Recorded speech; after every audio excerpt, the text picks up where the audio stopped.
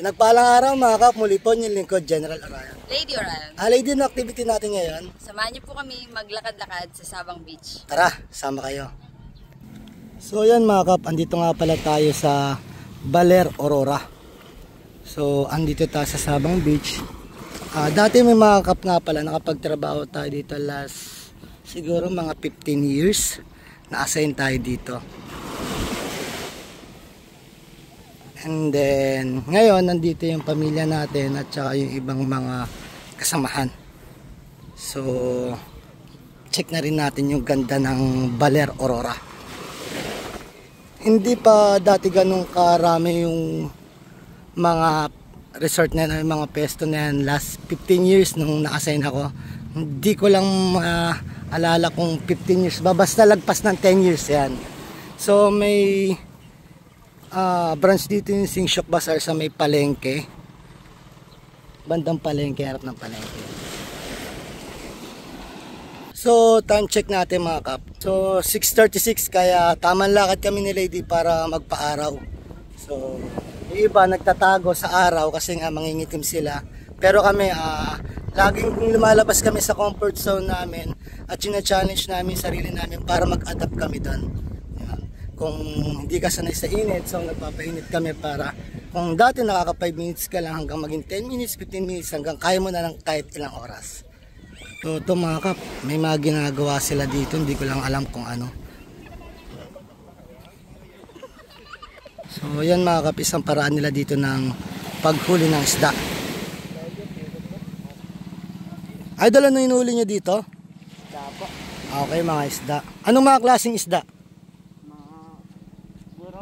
Buraw? So anong gagawin mo pagkatapos mo dyan?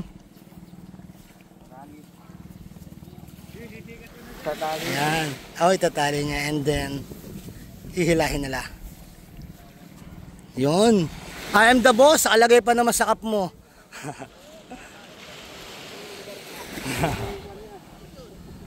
Saan boss yung may pabahay kayo na isda kayo lang nyo? Sa may bangka.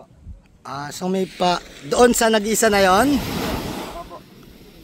So, andun daw may pabahay sila dun sa bangka na yan. Kasi para sila namimingwit pa lang mga kap. Pero, anong tawag nyo? Pukot po. Bukot. Pukot po. Pukot yung paraan nila. So, ito yung paraan ng pukot sa pangulis ng isda. So, dun sa bangka na yun na maliit, andun yung parang nag-ano sa kanila. So, yan. Andyan yung dulo nila.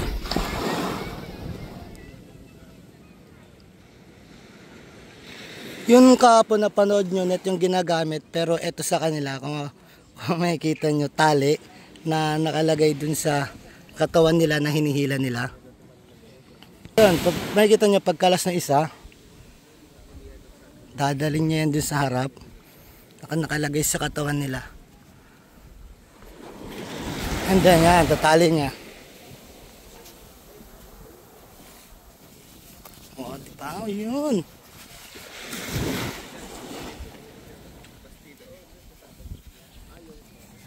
Ito kay kuya.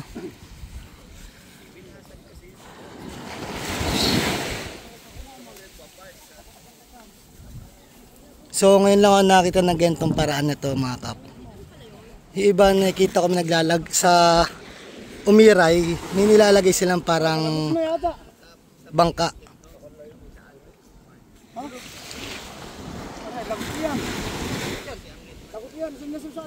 Inalagot, nako. So hindi daw na nalagot, magulo lang daw. Ano daw? Ano po 'yan? Oh, nagulo. Yan. So yan mga kap. Hintayin natin mamaya yung huli nila. So Ma-vlog nyo rin po yung yung huli po natin. huli nyo mamaya. Sige, balik ako sa inyo mga idol. Salamat. So yun mga kap, nakakita tayo ng iba't ibang paraan dito ng panguhuli ng isda. Tulad ng kahapon yung sa net sa mga bata na parang kinulong lang nila. Ito yung kakaiba na malayo na parang namimingwit. Pero ibang paraan. Iba namimingwit ng isa lang pero to marami sila. Sa Umiray naman, Quezon, ang nakikita ko parang naglalagay naman sila ng mga bangkang maliit na pinapaagos nila na may tali. Yun. Tapos sa gitna ng tali na yon may mga pain. So yung bangka, umaandar doon, tapos nandito sila sa lupa. Kung ano makuha ng tali na yun, ay na yung huli nila pag inatak nila yung tansi nila. So, ganun talagang tao, maparaan. Kailangan mo maging maparaan kung anong meron sa paligid mo, kung ano yung resource mo lang. So, wag kang maghahanap ng wala. Maging maparaan ka. So, yun mga kabali, babalik tayo sa kanila. Balik.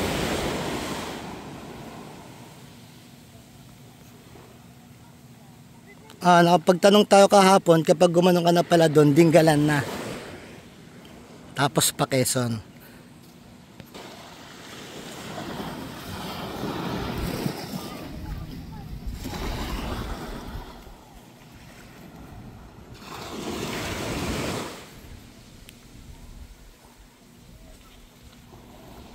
So sabi, bawal na pala dyan maligo kapag gabi. Sabi lang, hindi naman ako naligo dyan. Pero may napansin lang ako dito. Ito ang unique dito sa Gabaldon. Dati na-assign ako sa tindahan, sa palengke. Ay sorry, sa Baler pala. Lab na lab ko kasi yung Gabaldon, kaya inaano ko maya eh. Sa Baler, yung sabi ko dati nasa tindahan kami, yung CR namin, yung tubig overflowing yung water. So, napatanong ako bigla, bakit yung tubig natin patuloy sa tagas. Yung pala dito, free pala yung tubig. So, wala pala silang binabayarang tubig na lahat karames galing sa bundok. So, ayun ang unique dito sa Baler. Free yung tubig nila. Kaya minsan, may kita mo sa bawat gilid dyan yung tapon ng tubig na nagagamit nila sa loob na sumasobra. Bali, nagpasign tayo dati dito kasi nga unang-una yung nature, dahil nature lover tayo at masaya tayo nakikita yung kalikasan. And then kapag medyo maganda-ganda yung trabaho namin, nagpapa-team building ako sa mga tao ko dito sa beach. Ang isa pang unique dito, fresh yung mga isda nila. So baka mamaya pumunta tayo doon sa may mga bangka doon. Diyan tayo mamaya. Kahapon galing kami dyan. So baka pumatuli kami mamaya dyan, baka sakaling ihuli na.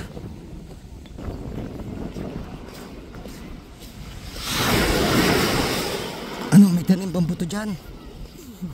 May nakita ka na ba?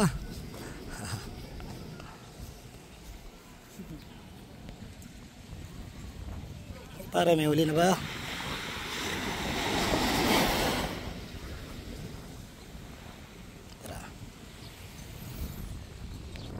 So kung di ako nagkakamali, ito tayo may swimming pool pa doon na sinasabi. Yun, bali last 15 years, halos wala pa. Karamihan yan. Nakakarekta ka pa nakakapasok. Ngayon karamihan parang may mga harang. Pero ayun ang kinaganda sa Aurora, sa Baler at sa ibang lugar na eto may kita mo yung dagat, tapos ayan, sorry, may kita mo yung dagat as lupa, may pagitan silang ilog and then bundok. Ayan. So nature, ramdam na ramdam mo yung inang kalikasan. Alam mo, Deja vu. para ako nag-deja vu, promise. Deja vu ka na. Nag-deja vu ba ako dito sa aso na to? Isang gala na yan. Tumagos dyan. At tumagos bigla dito, lumabas oh. Ang gulo na aso na yun oh. Amazing dog ka. Nagulat ako sa iyo ah.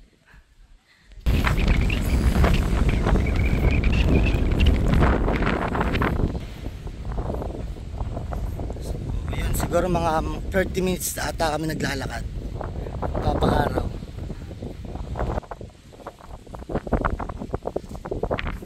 Bali dito nga mapalakap mo yung papasok dito sa beach kapag halimbawa locals ka, rekta ka lang dito maligo. Ayan, ito yung daan Sabang. Lakas ni ate oh.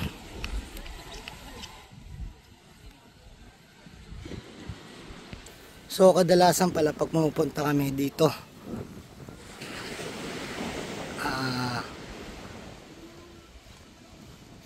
huling party ata namin yung kasama yung Christmas party na sa mga tao. So check natin ng loob, tara. Total naman, napakita ko na sa inyo itong labas. Tignan naman natin yung loob nito.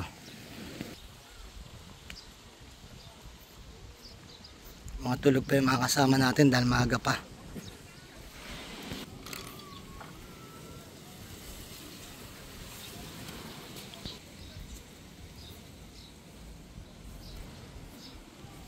No. Arawan ka na. Ang vampira hindi na arawan sa umaga. Pumasok ka na.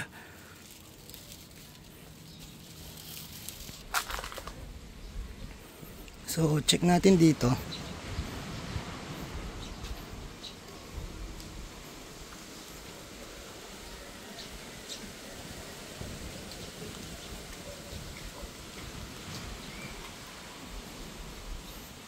Kaya pa tayo nakapama ka.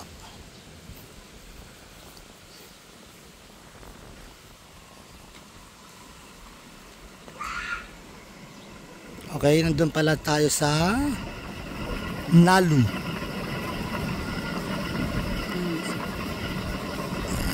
Nalu, sir. So, check naman natin ang aming kwarto. Bali, nandyan yung ating mother, nandyan sa mga taas na yan. At ibang kasama namin, nandun nakakalat. Pero tayo puntahan natin yung room namin.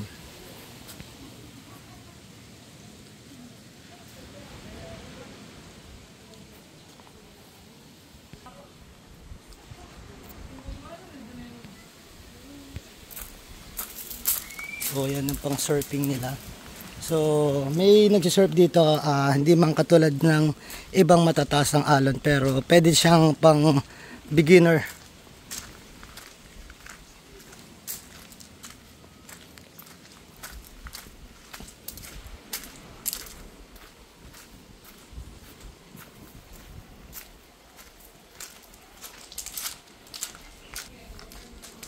Yan o. GM.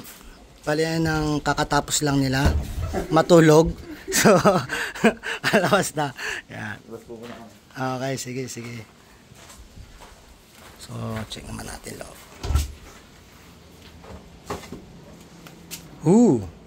So, dito kami Jack and Poy kagabi.